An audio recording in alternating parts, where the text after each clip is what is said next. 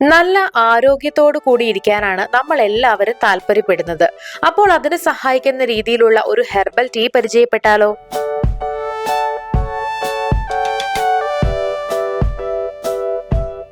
പുതിന, ഉലുവയില,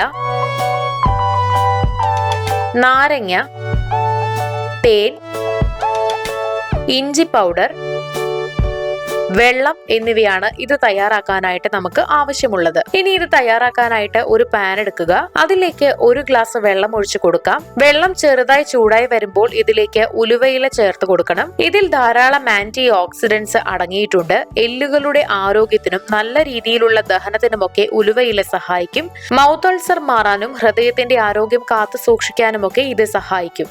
ഇനി അടുത്തതായി ഇതിലേക്ക് പുതിനയില ഉണക്കി പൊടിച്ചത് ചേർത്ത് കൊടുക്കാം. നല്ല ദഹനത്തിനും തലച്ചോറിന്റെ നല്ല രീതിയിലുള്ള പ്രവർത്തനത്തിനും ഇത് സഹായിക്കും. അയൺ, പൊട്ടാസ്യം, മാംഗനീസ് എന്നിവയും ഇതിൽ അടങ്ങിയിട്ടുണ്ട്. ഹീമോഗ്ലോബിൻ ലെവൽ മെച്ചപ്പെടുത്താനായിട്ടും ഇത് സഹായിക്കും.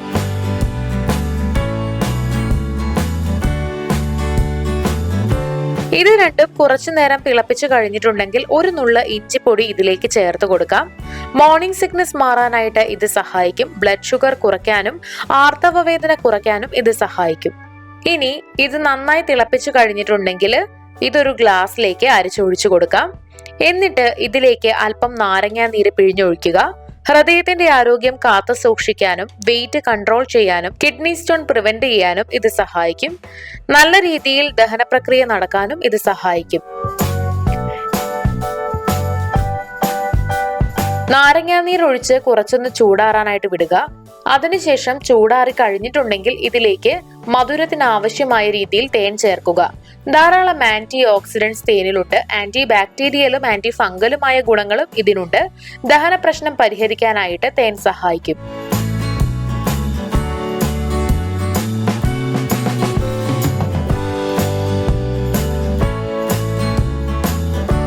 തേൻ ചേർത്ത് നന്നായി ഇളക്കി യോജിപ്പിച്ച് കൊടുത്തിട്ടുണ്ട്. ഇവിടെ വളരെ ഹെൽത്തി ആയിട്ടുള്ള ഹെർബൽ ടീ തയ്യാറായി കഴിഞ്ഞു. ഒരു ദിവസത്തിൽ 1 ഗ്ലാസ് ഹെർബൽ ടീ കുടിക്കുക. ദിവസത്തിൽ എപ്പോൾ വേണമെങ്കിലും ഇത് കഴിക്കാവുന്നതാണ്.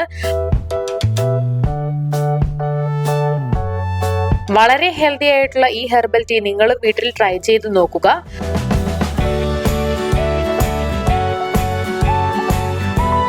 വീഡിയോ എല്ലാവർക്കും ഇഷ്ടമായെന്ന് വിചാരിക്കുന്നു. ഇഷ്ടമായെങ്കിൽ തീർച്ചയായിട്ടും ലൈക്ക് ചെയ്യുക, ഷെയർ ചെയ്യുക, കമന്റ് ചെയ്യുക.